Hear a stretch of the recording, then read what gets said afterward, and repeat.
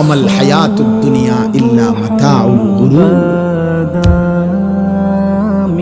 আল্লাহ বলছে বান্দা দুনিয়ার জীবন ধোঁকা, দুনিয়া আমি সাজাইছি বান্দা, সব আমি সাজাইছি, আমার সাজানোটা আমি আল্লাহই বলতেছি ধোঁকা। আমি সাজাইয়াই আমি বললাম এটা আসল না, আসলটা আমার কাছে আসমানে, আখিরাতে, জান্নাতে। যুয়িনা লিন-নাসি হুব্বুশ শাহাওয়াত মিনান নিসা ওয়াল বানিন ওয়াল কানাতিরিল মুকান্তারাতি মিনাদ যাহাবি ওয়াল ফিদ্দাহ ওয়াল খাইলিল মুসাওয়ামাতি ওয়াল আনআমি ওয়াল হারস।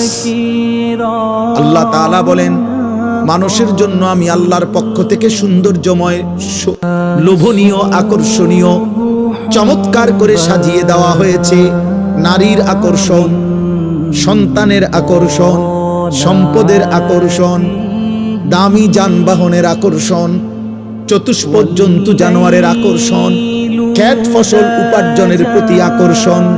আল্লাহ বলেন এটা আমি আমার পক্ষ থেকে সাজিয়ে দিয়েছি, কিন্তু আমি আল্লাহই বলতেছি যালিকা মাতাউল হায়াতিদ দুনিয়া, এটা শুধুই দুনিয়ার উপকরণ।